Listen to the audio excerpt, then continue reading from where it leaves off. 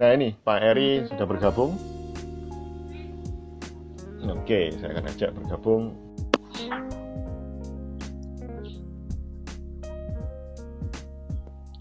Nah, halo Pak Eri. Oh, Kaget ya? Oh,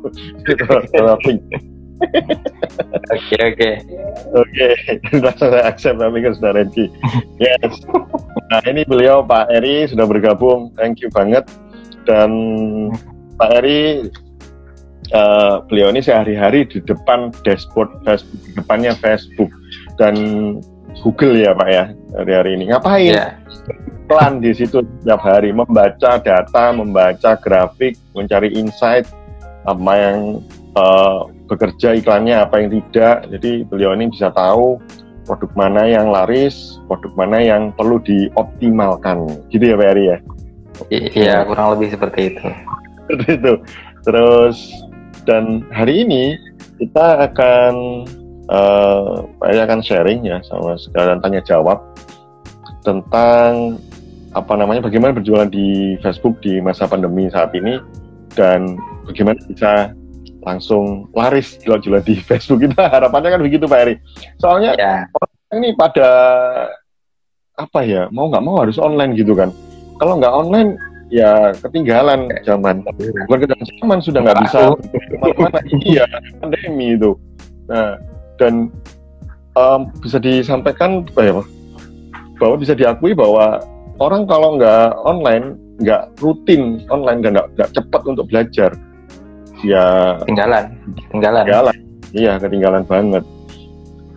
Dan ya, rekan-rekan yang di sini nonton video ini bisa tahu langkah demi langkah bagaimana kita bisa berjualan di salah satu sosmed yang paling banyak penggunanya. Nah, di Indonesia, data terakhir di Google, yaitu Facebook. Oke, Pak Eri, silakan Pak Eri. Kira-kira kalau di masa pandemi ini jualan apa yang menurun di iklan di Facebook? Apakah contoh properti Pak Eri? Apakah oke nggak jualan properti seperti itu? Oh, di masa ini kita langsung aja ya. Kita sambil santai aja. Yes. Sambil santai. Bicara aja, ngobrol-ngobrol gitu ya. Nah, jadi kalau misalkan kita bicara mengenai sosial media marketing di masa seperti ini, kita tahu ya daya beli masyarakat, istilahnya masyarakat masih ada daya belinya, hanya saja mereka mengalokasikan untuk sesuatu yang lebih mereka butuhkan. Kalau kita bicara properti di masa seperti ini, justru properti itu istilahnya pembeliannya itu menurun ya, mau ditawar promo apapun, mau ditawarin tanpa sita, tanpa riba dan lain sebagainya, itu tetap aja gitu ya. Karena orang saat ini tuh bukan butuh tempat tinggal sih. Misalnya ya butuh tempat tinggal, maksudnya belum pengen beli yang seperti itu, karena kebutuhan sekarang mereka itu justru lebih ke kebutuhan pokok. Ya, apalagi Ramadan sekarang, mau Lebaran gitu kan. Nah, itu justru kebutuhan-kebutuhan seperti itu yang bisa jadi naik gitu ya. Nah, istilahnya begini. Ya, baju gimana ya, kan ada yang naik, tergantung sih baju apa dulu gitu ya. Kalau baju untuk Lebaran juga saat ini sih nggak seperti dulu gitu loh. Ya mungkin ada peningkatan dari bulan kemarin, tetapi tidak seperti dulu ya, karena memang ya di masa seperti ini sih kembali lagi alokasi dana mau ditempatkan ke yang mana gitu. Walaupun ada kenaikan gitu, tapi tidak signifikan seperti yang dulu ya, gitu sebelum-sebelumnya. Jadi sampai ada salah satu di komunitas kita itu Pak Pras yang kemarin itu jualan sarung dan peci sarung dan peci, yang itu panennya itu saat Lebaran seperti ini, mau dekat-dekat Lebaran, tetapi di saat seperti itu ya omsetnya nggak seperti dulu gitu loh. Oh iya, saya ngerti cerita itu Pak Eri. Jadi itu kan jadi indikator bahwa orang itu sekarang itu ada daya beli masih ada, hanya saja mereka mengalokasikan mengalokasikannya untuk apa dulu gitu ya. Itu sih. Nah, terlepas dari produknya ya. Apa namanya, terlepas dari kita dari cerita properti, fashion. Nah, sebenarnya ada yang sekarang ini naik loh, ya. Apa ya? Yang naik itu sekarang kalau teman-teman perhatikan namanya Ramadan ya. Makanan itu naik loh, Pak. Oh, makanan naik. Makanan delivery atau delivery, Pak, karena mereka kan sekarang nggak bisa order di toko ya. Maka mereka jualan lewat sosmed kan, dan itu naik loh, Pak. Naik. Mereka yang kadang-kadang saya melihat orang itu langsung maju gitu. Maksudnya gini, yang sebelumnya itu biasa-biasa saja, di masa seperti ini justru mereka insight-nya justru meningkat gitu ya. Tiba-tiba jualan produk macam-macam, istilahnya ngimpor barang, maksudnya ngimpor bahan baku terus diolah terus dijual di market lokal gitu. Itu sangat-sangat menarik sekali gitu ya. Bahkan di tempat saya di sini itu ada yang kayak beli makanan frozen yang istilahnya nggak bermerek, itu dikasih merek sendiri itu.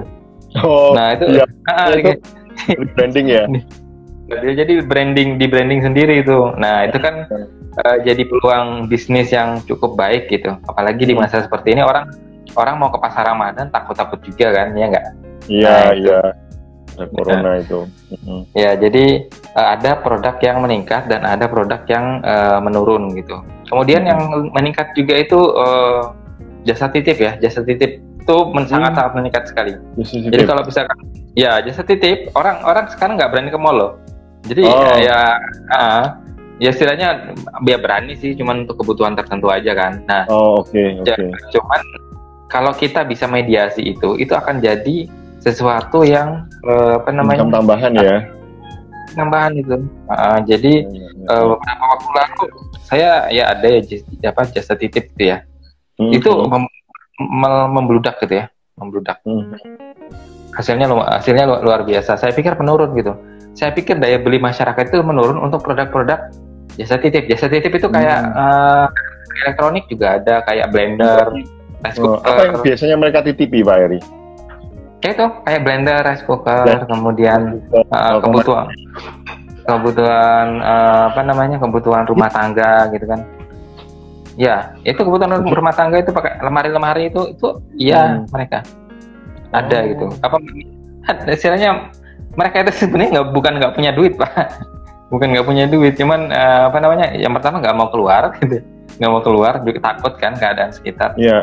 Dan kita selagi ada kesempatan itu ya kenapa enggak gitu ya. Ya sikat aja gitu kan.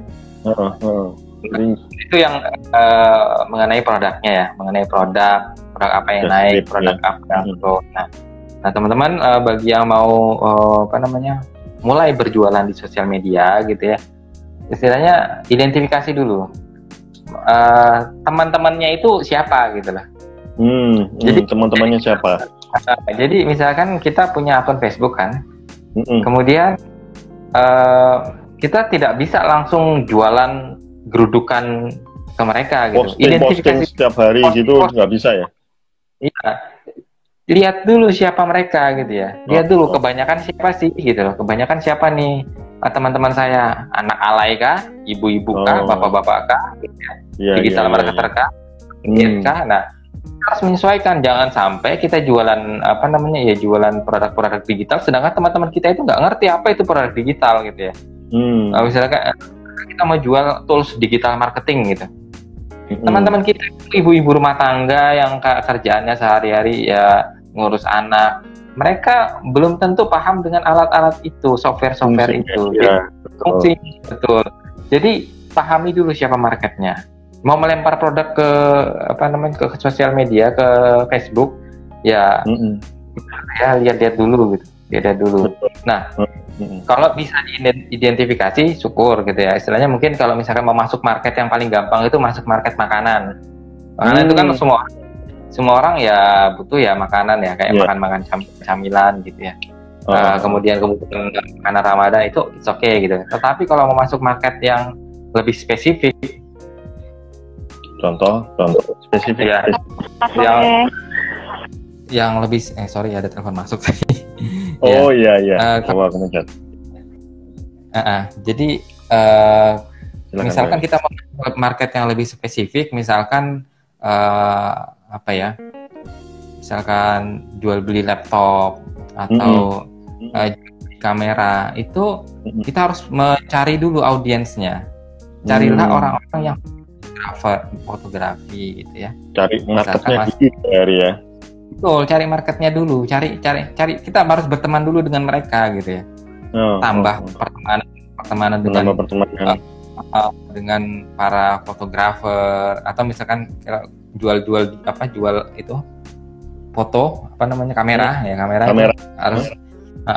harus menambahkan mereka yang suka fotografi. Kemudian masuklah ke grup-grup itu, tambahkan pertemanan dengan mereka. Atau mungkin jual beli laptop, masuklah ke grup-grup mahasiswa gitu yang lagi aktif belajar. Mereka justru bisa jadi adalah market kita gitu, karena mereka kan ketika ditawarin laptop, oh iya saya butuh ya gitu ya, laptop baru. Jadi teman-teman bisa istilahnya jualan dan itu dibutuhkan gitu. Jangan sampai berjualan tidak ada marketnya gitu kan istilahnya. Nggak ada marketnya ya, istilahnya buang-buang tenaga, buang-buang waktu. Betul, buang waktu ya, itu sih. Jadi pastikan bahwa marketnya ada, pastikan produknya dicari, bangun dulu audiensnya kalau memang nggak ada audiensnya, kalau memang mau masuk market tertentu. Tapi kalau misalkan mau market yang umum kayak makanan itu ya oke, masuklah langsung gitu ya, nggak apa-apa. Tapi jualannya pastikan pastikan jualannya itu pakai bahasa jualan gitu ya. Nah itu ada apa ini maksudnya? Jadi bukan pengumuman gitu. Ya, jadi gini Pak. Itu kalau di kita ya mungkin Pak sudah tahu juga ya, namanya kita jualan itu harus pakai bahasa jualan ya. Kalau kita nyebutnya bahasa copywriting. Nah itu berbeda dengan bahasa EED, yaitu bahasa dengan ejaan yang disempurnakan gitu ya. Itu sangat berbeda sekali. Biasanya perbedaannya itu ada di orientasi yang diceritakan. Kalau EED itu biasanya orientasi yang diceritakan itu tentang produknya itu sendiri, produk dulu. Tapi kalau misalkan kita pakai bahasa copywriting, itu biasanya yang diceritakan justru lebih kepada benefit, lebih kepada problem, lebih kepada apa yang dirasakan oleh customer gitu ya. Contoh misalkan yang mana sih pakai bahasa copywriting ya, misal gini, wah ternyata ini banyak sekali nih yang order produk ini, ada fotonya di bawah gitu ya. Itu istilahnya sudah mengindikasikan, istilahnya mempersepsikan bahwa produk itu sebenarnya seolah-olah laris, padahal ya belum tentu laris gitu ya. Itu namanya permainan persepsi ya. Kita tidak bohong, cuman kita hanya bermain persepsi di situ. Nah disitulah bahasa copywriting diperlukan gitu ya untuk jualan di sosial media. Nah kemudian selain pakai bahasa copywriting, juga teman-teman belajar berinteraksi dengan orang-orang ya. Jadi kembalikan Facebook, sosial media itu kepada di awalnya. Apa sih itu? Yaitu berinteraksi dengan kawan-kawan Facebook sendiri gitu kan. Nah, jadi kalau nggak ada interaksi, nggak ada interaksi, kemudian nggak ada aktivitas, ya itu istilahnya nanti selain dari sisi pertemanan juga nggak bakal direspon gitu ya. Juga algoritma akan menurun tuh nanti. Ya sekedar algoritma informasi itu apa aja. Toh, Pak Eri? Mungkin teman-teman yang baru awam ini, algoritma itu apa sih? Sering dengar bahasa algoritma Facebook. Ya. Algoritma itu gimana yang jelasinnya supaya gampang sih ngerti itu. Jadi gini, jadi Facebook itu mempunyai aturan gitu ya. Kalau kamu sering berinteraksi, maka postinganmu akan sering diperlihatkan sama orang. Aturan Facebook. Tapi kalau kamu, ya itu aturan Facebook sendiri itu. Yeah. Tapi kalau misalnya jarang interaksi, mau kamu sesering apapun posting, ya tidak bakal diperlihatkan sama orang-orang karena dia mengutamakan orang yang sering berinteraksi. Jadi kalau mau jalan, produknya sudah siap, copywritingnya sudah siap, jangan lupa interaksi. Interaksinya bagaimana? Ya cuman berikan komentar kepada statusnya orang.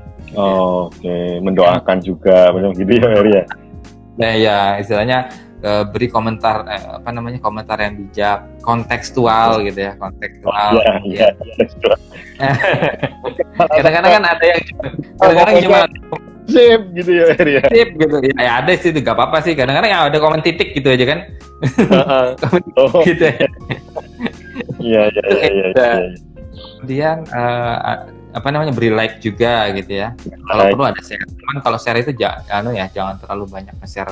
Kalau buat saya sih jangan terlalu banyak nge-share orang karena kita butuh branding gitu ya. Kita butuh branding. Kalau nanti terlalu banyak share status orang di postingan kita seolah-olah nggak punya authority sendiri tuh. Kecuali yang ada penting banget itu nggak apa-apa sekali. Jadi pastikan interaksi ya.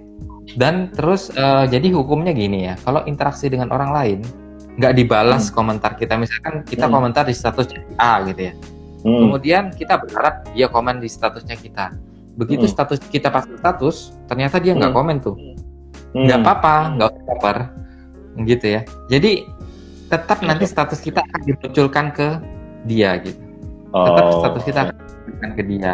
Jadi nanti kita biar aja kita yang aktif komentar di statusnya orang gitu ya. Kita kan bikin status, misalkan kita nih lagi di zaman ini zaman di rumah aja gitu kan, pekerjaan paling ya cepat aja selesai kan, habis itu santai-santai leha-leha. Ya udah bikin status jualan gitu ya. Nah sisanya kan banyak waktu tuh. Ya udah komentar aja di statusnya orang. Gak usah baper. Ya, gak apa-apa, sok kenal sok dekat gitu. Sok dekat. Iya. Namanya juga kenalan di sosmed ya. Betul. Yang namanya juga di sosmed ya. Ya udah kenalan aja. Kalau belum kenalan gitu aja sih. Jadi intinya marketnya, istilahnya tadi diulang dari pertama tadi, ada marketnya ada ya, audiensnya dibangun dulu audiensnya. Kalau belum ada audiensnya, produknya tepat gitu ya, produknya jadi produk apa, jangan asal lempar ke itu ya, dan jangan asal lempar ke status gitu ya. Kemudian bangunlah interaksi. Jadi sebenarnya di sosial media cuma itu aja sih. Nggak ada yang aneh-aneh, jurusnya itu aja. Kalau teman-teman konsisten, apakah komentar di Facebook pakai gambar atau tulisan yang lebih bagus?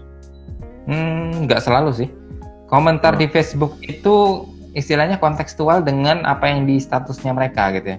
Misalkan mereka pasang statusnya tentang anak-anak mereka, ya udah bilang aja, oh ya lucu ya anaknya gitu, atau wah sehat ya anaknya gitu aja, itu mereka senang loh. Berikan pujian, sanjung mereka ya, sekedar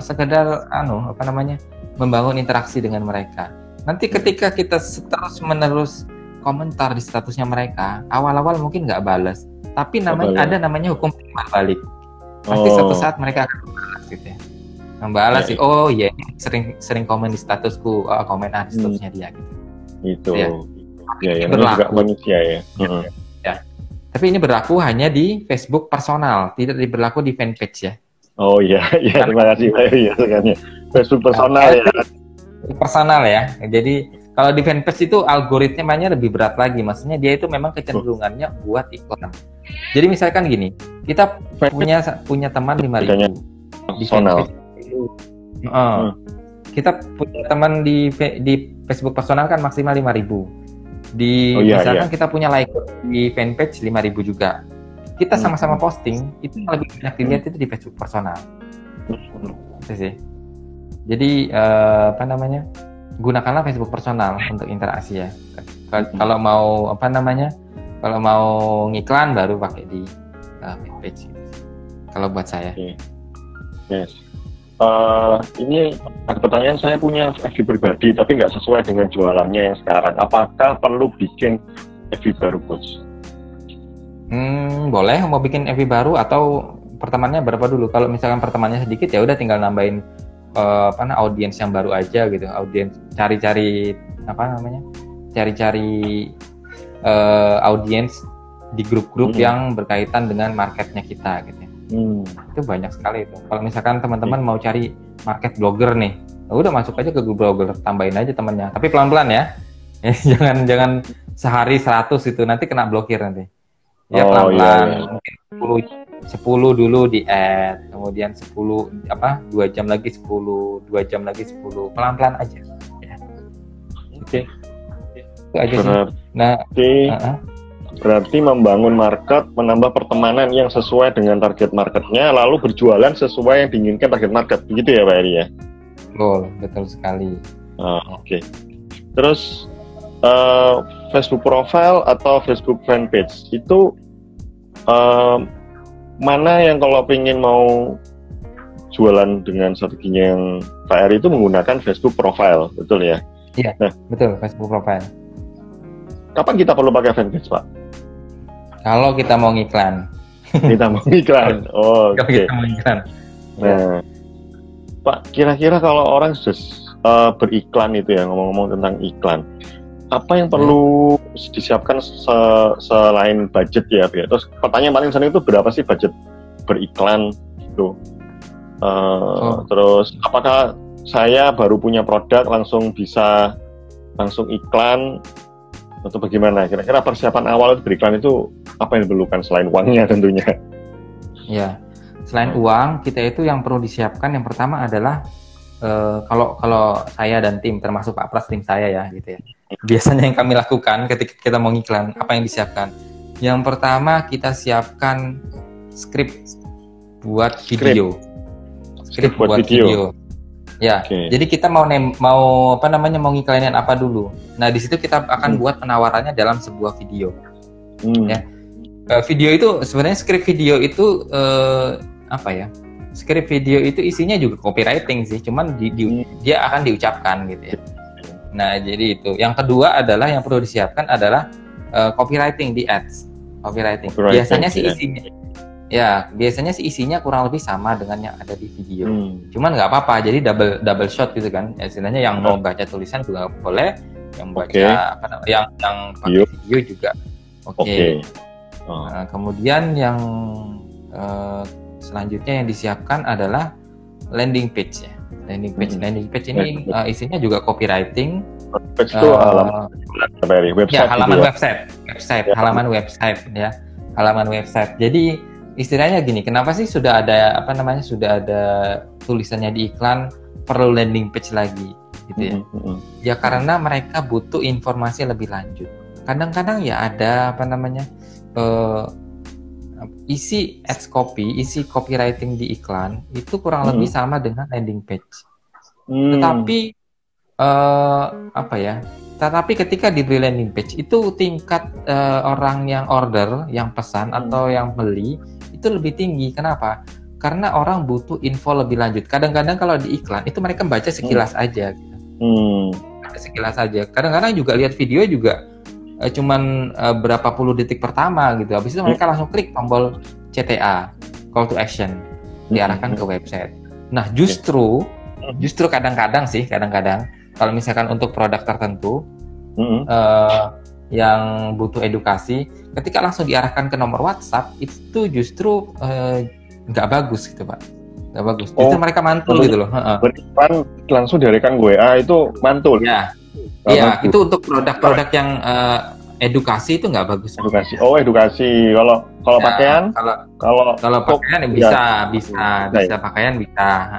Istilahnya kemarin kita juga ada memarketingkan produk kain dan pakaian e-commerce gitu ya. Dan itu ya langsung CTA-nya call to action-nya langsung WA juga boleh. Kita langsung call to action yang arahkan mereka ke lapangan juga berhasil gitu ya. Jadi istilahnya ada market tertentu yang nggak bisa langsung diarahkan ke call to action gitu. Mereka harus pengen tahu lebih lanjut lagi gitu sih. Ya, mungkin produk digital atau produk-produk kayak mungkin MLM ya. Misalkan ada yang jual produk MLM, produknya ya bukan MLM-nya. Itu kan butuh penjelasan lebih lanjut.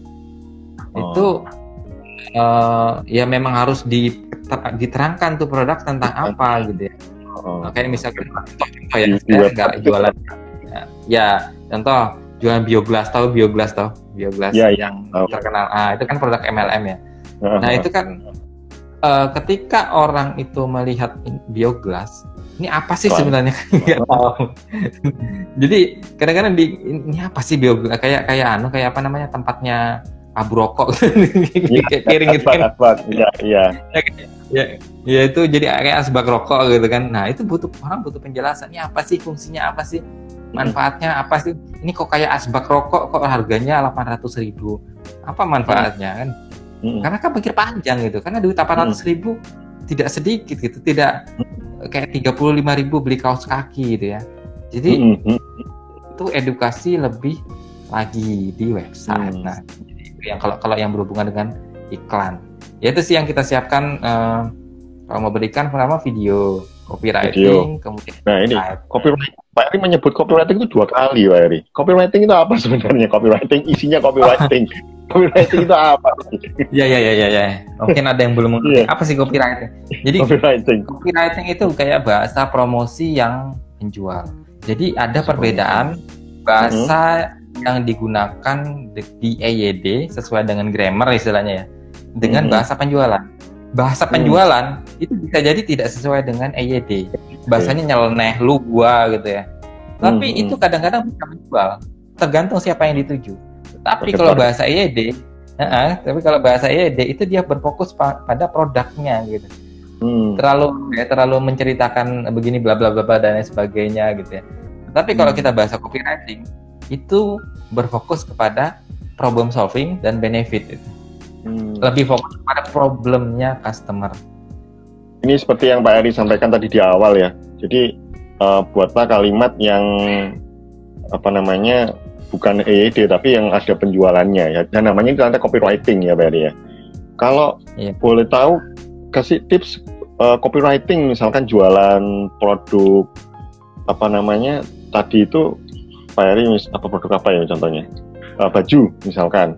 Kira-kira seperti apa, atau makanan lagi rame makanan tadi Pak Eri bilang. Apa boleh tips? Misalkan ini lebaran. Bakso frozen misalkan. Oke, produknya bakso frozen. Tetapi kita bisa mengaitkan dengan lebaran gitu ya. Oke. Jadi kita kaitkan dengan lebaran. Ayo guys, ini mumpung mau lagi lebaran gitu ya. Lebaran kalau misalkan nggak ada makanan di rumah kan, ada keluarga datang nggak ada makanan yang spesial, masa di rumah gitu aja gitu kan. Paling enggak ada dong makanan buat keluarga. Kalau nggak ada makanan kan malu-maluin. Nah, itu sudah itu udah nyindir mereka gitu. Itu copywriting gitu.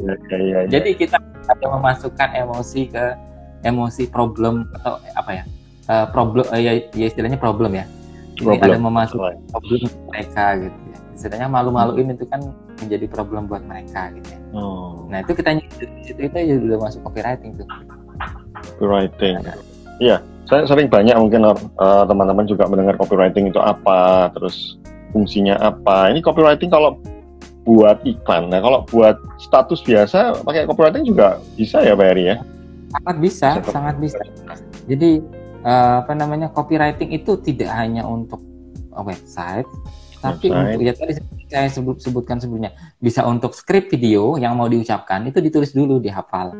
Jadi tidak langsung ngomong di depan video, pasti nggak bisa tuh. Percaya sama saya. Iya. Nanti malam ya Pak. Yes. Dengan Pak Pras itu pengalaman bagaimana menderitanya membuat video tidak ada skrip gitu ya. Jadi kita buat skrip dulu gitu ya. Sedangkan kita buat skrip itu aja, kadang sangat menderita sekali menghafal skrip gitu. Apalagi nggak ada skripnya itu, pasti berantakan tuh videonya. Nah, itu jadi digunakan untuk video, kemudian digunakan untuk status, sangat bisa. Kemudian digunakan untuk website.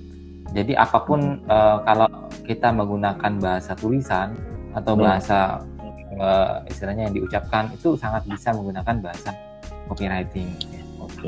Nah, BTW Pak Eri ngajarin kelas copywriting nggak? Ini ada teman-teman yang pengen belajar kali. Ya ada sih. Kita ada di tanggal berapa ya? Minggu depan kayaknya ya. Minggu depan itu kita ada kelas kelas copywriting. Kalau jadi teman-teman yang mau bisa nanti kontak ke kita berdua ya, kontak admin kita ya. Nanti akan diinfo oleh Pak Pras nanti. Yes. Ya. Oh, ada ya. Oke, berarti kelasnya minggu depan. Apa aja yang kalau diajarkan di kelas copywriting itu, Pak Heri? Oh, kalau di kelas copywriting nanti kita gini ya. Ada perbedaan kelas copywriting yang saya ajarkan dengan mungkin teman-teman yang sudah belajar copywriting di luar gitu ya. Jadi di sini teman-teman akan saya ajarkan polanya. Polanya maksudnya gimana? Kalau teman-teman paham polanya, teman-teman mau pakai bahasa Inggris, mau pakai bahasa Jawa, mau pakai bahasa Indonesia, itu teman-teman akan bisa sendiri gitu. Kalau udah dapat polanya. Tapi kalau nggak paham polanya, mau pakai bahasa yang hipnotik yang bagaimanapun, itu kadang-kadang bingung sendiri. Ini nggak pas nih sama produk saya nih. Ini bahasanya kaku gitu. Kadang-kadang ada kayak gitu. Jadi di tempat saya itu kita belajar pola. Jadi mau pakai bahasa apapun, saya jamin pasti bisa. Saya jamin pasti bisa. Selama praktek ya, sama praktek. Dan kemudian di kelas tersebut juga saya ajarkan sesederhana mungkin. Tetapi harus latihan. Kalau nggak latihan sama aja. Betul. Jadi saya latih sampai bisa. Saya garansi kalau nggak bisa, ya tapi dengan catatan harus latihan ya. Saya garansi sampai bisa. Di kelas itu, walaupun kelasnya itu 3 hari, walaupun setelah 3 hari mereka belum mengerjakan tugas, misalkan mereka ada kesibukan gitu, it's okay. Saya terima kapanpun mereka, selama ada di grup itu, mereka tetap saya terima tugasnya, saya koreksi. Meskipun misalkan sudah seminggu tuh lewat kelas, nggak apa-apa gitu ya. Grup itu saya bikin komunitas untuk copywriting gitu ya. Jadi kita bisa saling memberi masukan selama ada di grup terus beri masukan. Tapi kalau keluar saya nggak mau, japri kan. Berarti istilahnya pilihan sendiri dong. Kadang-kadang ada yang istilahnya keluar grup gitu ya, tiba-tiba japri. Kan perjanjiannya bahwa di awal memang saya buat grup itu buat belajar bareng jawab. Grup belajar bareng. Jadi kenapa saya menghindari tanya jawab pribadi? Karena nanti temannya mengalami problem yang sama. Nanti nggak belajar. Nggak belajar gitu. Saya jawab berkali-kali gitu.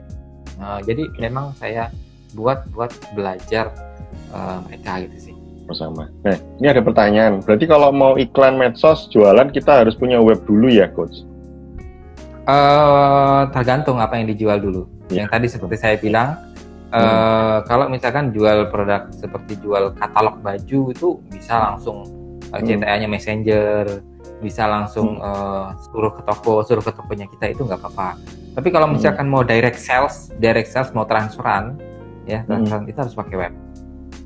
Istilahnya supaya mereka lebih percaya. Karena kalau transferan itu istilahnya ilmu gaib ya, di kita marketing itu ilmu gaib.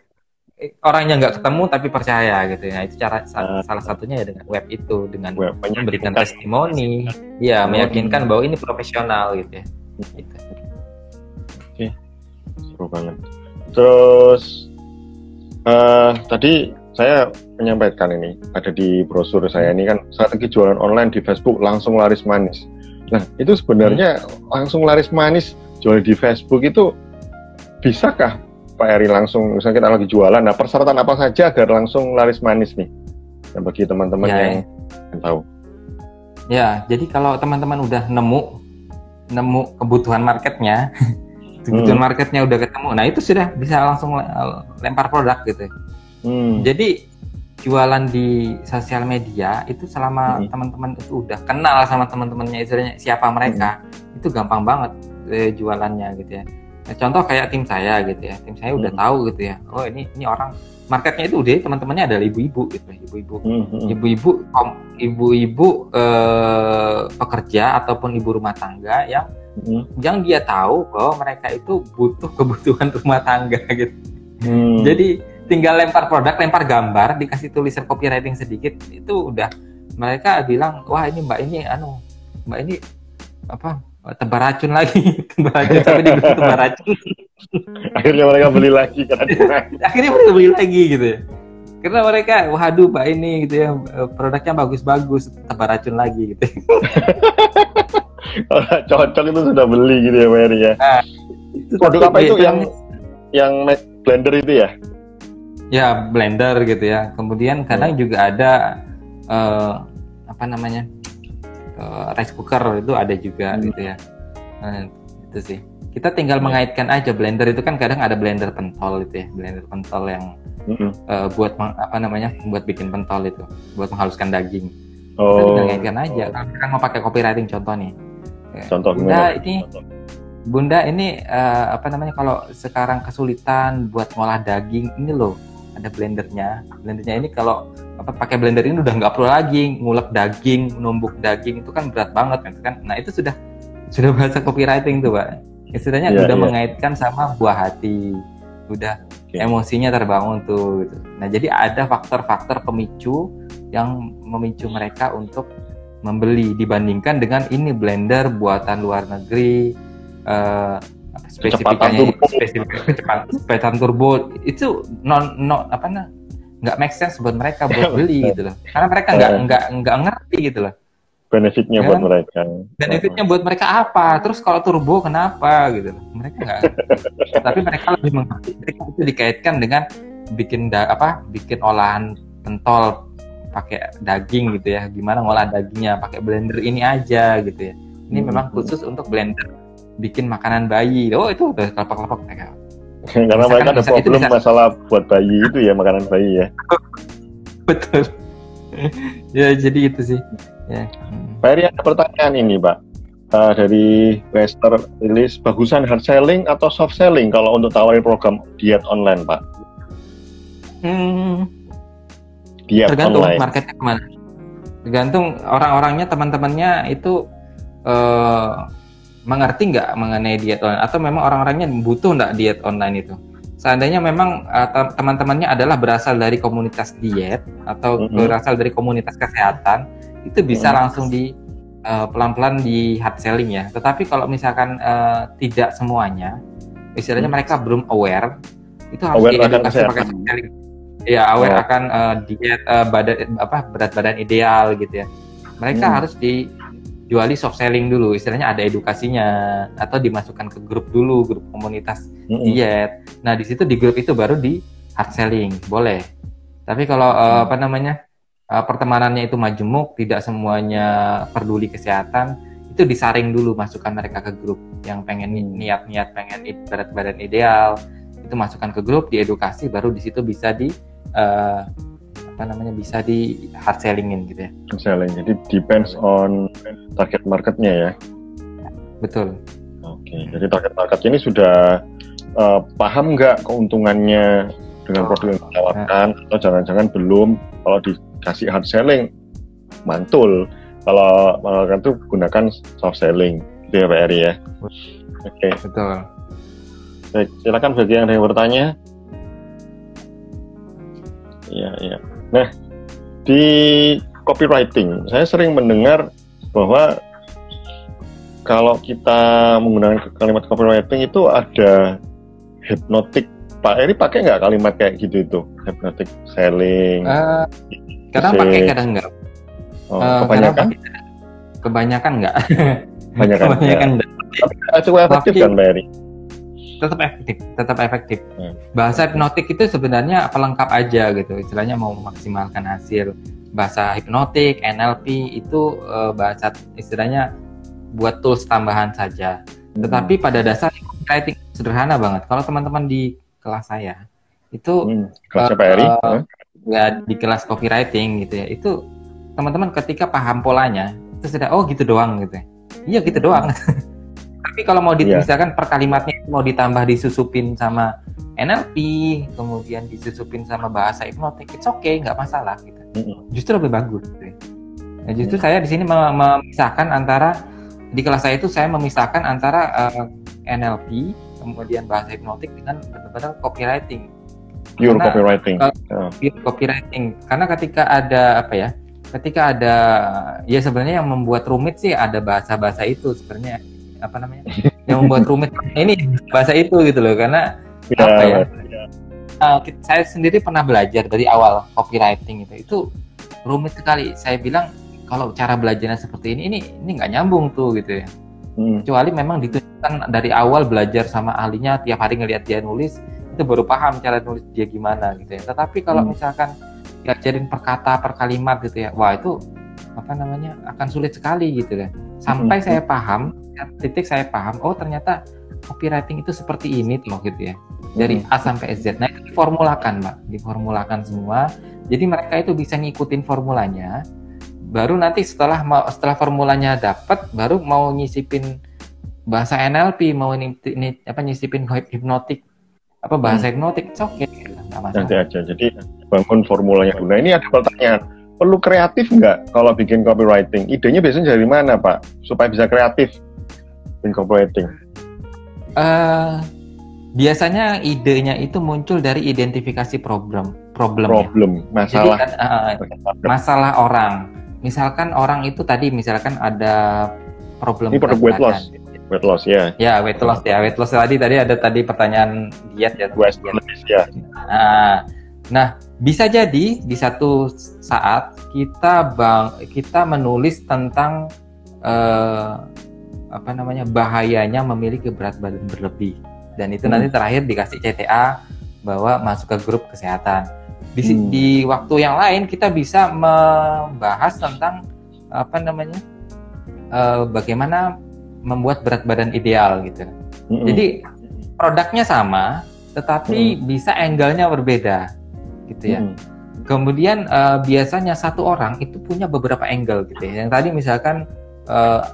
misalkan targetnya orang dewasa yang sudah umur 35 tahun ke atas gitu ya, yang sebenarnya atau 40 ke atas ya, yang udah punya jantung gitu ya.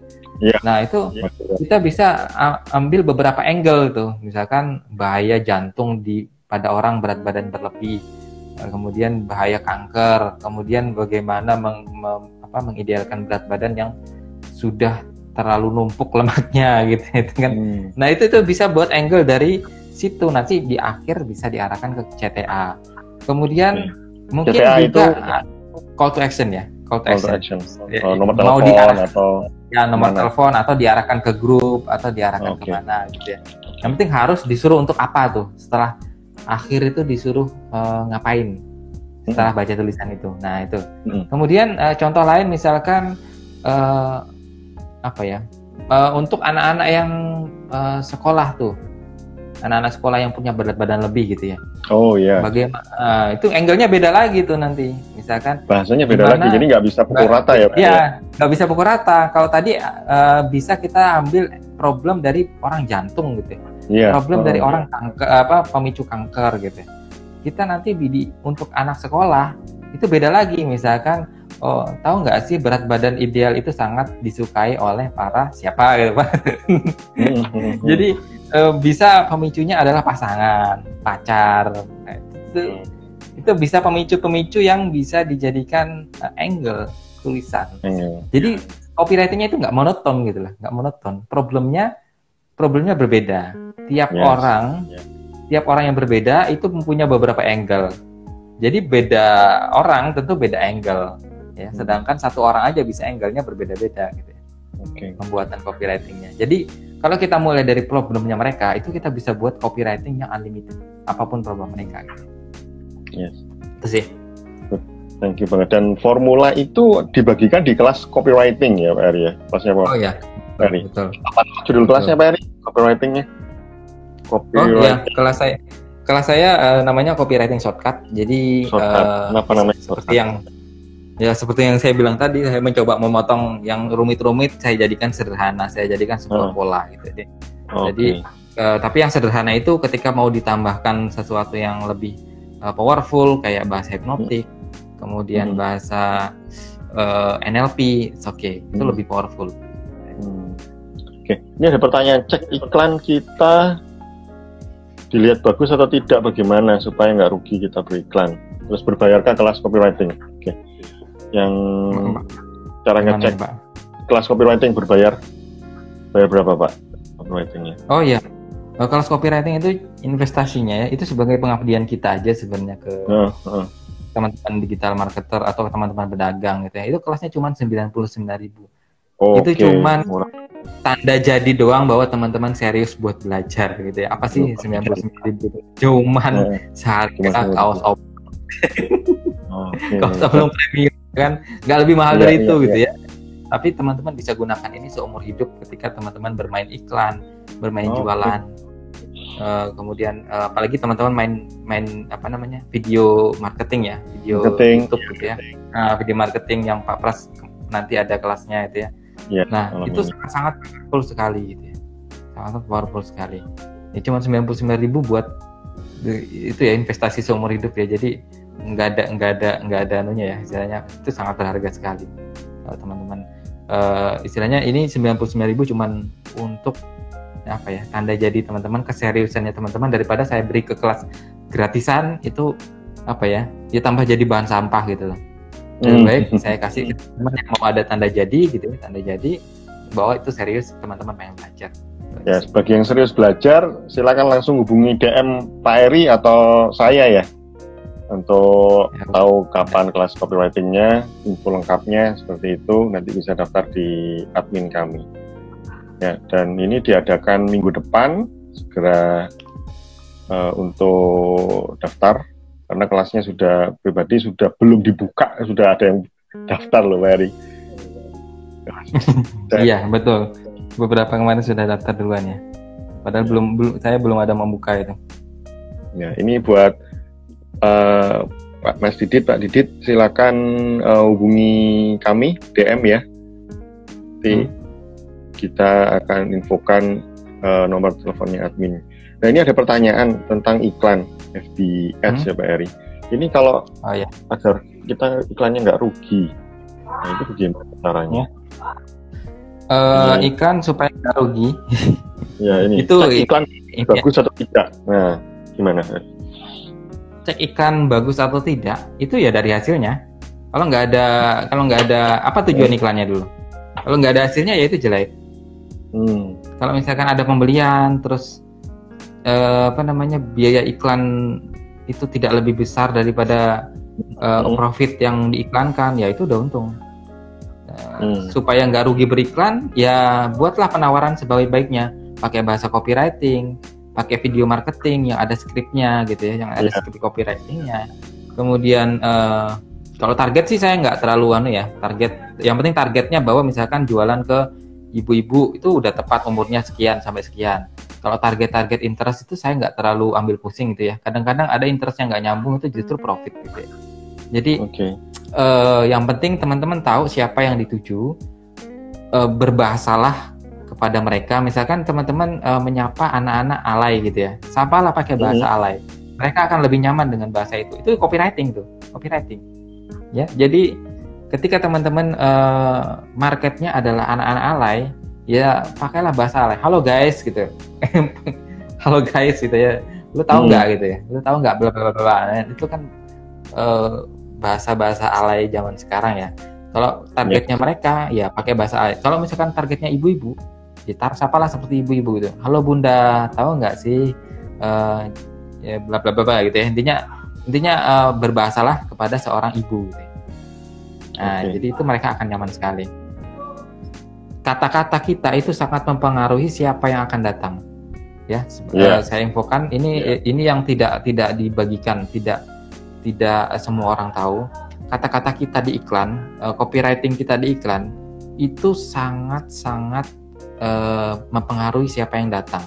Kita menyapa orang, misalkan menyapa bapak-bapak yang punya duit dan yang tidak punya duit, itu beda loh caranya gitu. Itu beda. Kita menyapa pengusaha dan bukan pengusaha, itu beda. Kalau kita menyapa pengusaha, itu biasanya dasarnya adalah tentang perusahaan gitu. Biasanya mereka mengurus perusahaan. Jadi diceritakan apakah perusahaan Anda begini gitu ya. Nah, itu udah menyaring mereka. Walaupun kita misalkan gini, kita jual kelas pajak gitu ya. Kita jual kelas pajak. Nah, kita mau target siapa nih? Pengusaha atau orang biasa yang pengen belajar pajak? Kalau kita mau target pengusaha, maka kata-kata kita atau copywriting kita harus ada hubungannya dengan perusahaan mereka. Bukan lagi tentang belajar pajak, bagaimana mengisi SPT. Itu untuk orang-orang yang baru mau belajar pajak gitu. Nah, jadi kata-kata kita di iklan itu sangat menentukan siapa yang datang. Kalau target itu target misalkan interest itu nomor sekian sih buat saya gitu, walaupun ada gitu yang walaupun itu penting, cuman nggak sepenting kata-kata di copywriting. Ini yang tidak banyak diketahui orang, bahwa kata-kata copywriting atau kata-kata di video marketing ya, jadi kurang lebih sama kan, copywriting dengan script video marketingnya kurang lebih sama biasanya isinya. Nah itu kata-kata pesan marketing yang ada di dalam situ ya, itu akan menentukan siapa yang datang. Jadi baik-baiklah belajar copywriting karena itu menentukan nanti siapa pembeli Anda gitu. Ya. Gitu. Dan Itu bagian penting dari ya. banget kata-katanya itu. Jangan sampai salah ngundang orang ya. Dan bagi Anda yang pengen belajar, ini saya sudah berikan nomor teleponnya. Tanggal berapa persisnya? Saya cek nih kalender tanggal 21 Mei. Jadi 1 minggu lagi dari sekarang. 1 Mei. Dan bagi yang mungkin di tanggal 21 itu berhalangan, tetap silakan daftar, sebab materinya tidak dihapus. Lebih baik ikut bulan ini dibandingkan ikut bulan depan, nanti ketinggalan sama yang lain gitu kan. Ya, belum tentu ada juga Pak, kan mengingat bulan depan itu siapa tahu keadaan berubah kan, apalagi zaman kayak gini ya. Ya gitu sih. Jadi kalau mau ikut sekarang saatnya, kalau nanti ya kita nggak tahu nanti apakah diadakan lagi atau enggak sih. Iya, memang betul. Tanggalnya yang sudah kita sepakati tentukan tanggal 21 ini. Dan ini ada, kita sesi ini kurang 4 menit lagi. Ini ada satu pertanyaan Pak Eri. Kalau iklan awal dibuat berapa per hari minimal saya bisa ngangkat iklannya? Awal berapa apanya ini? Biayanya atau biayanya paling ya? Mungkin biayanya paling. Kalau misalkan biayanya itu biasanya kalau saya jualan langsung direct selling itu paling minimal untuk testing itu 150.000 sehari itu minimal ya. Tetapi kalau misalkan untuk jualan branding kayak misalkan mau datangkan orang ke toko itu paling 100.000 udah cukup. 100.000 kemudian 100.000 udah cukup sih. Untuk datangkan orang ke toko itu biasanya 10 hari aja udah biasanya membludak tuh orang, kalau misalkan bahasanya bener. Yang penting bahasa copywritingnya yang penting bener tuh. Dulu kita pernah ngiklanin sebuah toko atau minimarket tuh Pak Pras ya? Toko kain. Toko kain bener. Kita pernah ngiklanin toko kain itu cuma 10 hari. Di 2 jam pertama begitu launching buka 2.000 orang 2 jam pertama ya Pak Pras ya? 2.000 atau 1.000 ya waktu itu Pak? Iya. 1.000 orang ya? 1.000. Oh 1.000 2 jam pertama. Totalnya? 2 jam pertama 1.000. Total 1.500 dalam satu hari itu. 1.500. Oke. Ya itu. Jadi itu iklan selama 10 hari ya. Kalau nggak salah budgetnya sehari waktu itu 100.000 saya ingat saya. 100.000. Iya. Ini waktunya mau habis. Ini waktunya mau detik. Oke. Baik. Putus tadi. Ternyata di IG itu beberapa hari ini IG live itu sampai 1 jam saja. Itu timer di atas. Waduh. Terus tadi saya simpan, jadi bagi teman-teman yang mau lihat, itu simpannya di IGTV saya. Jadi bisa lihat di feed, Instagram feed itu ternyata bisa. Nah, bukan di IG story live. Ini formatnya beda dan hari ini juga saya baru tahu. Luar biasa punya update baru. Oke. Ya Pak Eri. Di teman-teman tanya tentang Facebook, beriklan di Facebook. Nah ini kalau mau belajar tadi di copywriting kan sudah saya infokan kelas copywriting, dan ini nanti malam kita ya sebenarnya saya mengumumkan teman-teman juga nanti malam saya dan Pak Eri live lagi di channel YouTube kita ya. Dan bagi Anda yang pengen tahu silakan gabung, klik komen di bawah ini. Nanti malam kita akan bahas apa Pak Eri jam 8 malam di Indonesia Barat. Bahasan malam ini adalah bagaimana agar sosial media menjadi tempat yang selalu mendatangkan income. Nah, itu dia.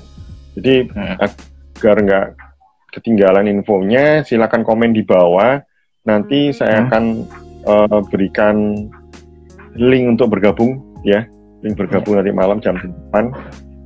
Oke, atau hubungi tadi yang kami sampaikan di sini ya, admin 0.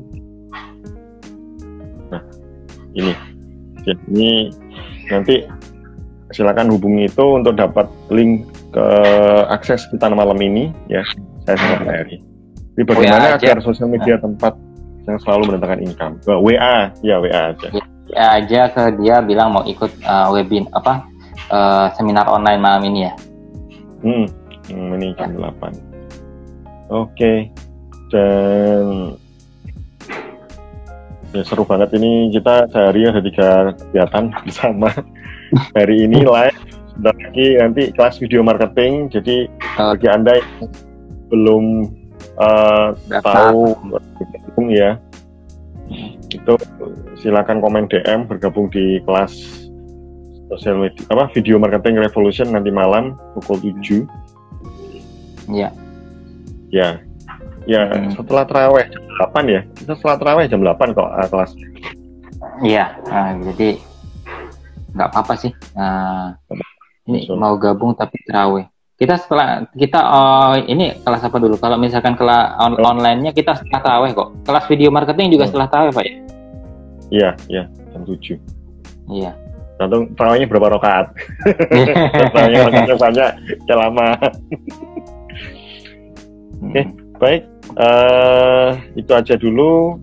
Sampai jumpa di esok hari, dan bagi nanti malam, silakan nanti malam boleh ingin bergabung dengan Coach Heri dan saya di kelas bagaimana agar sosial media menjadi tempat yang selalu mendatangkan income.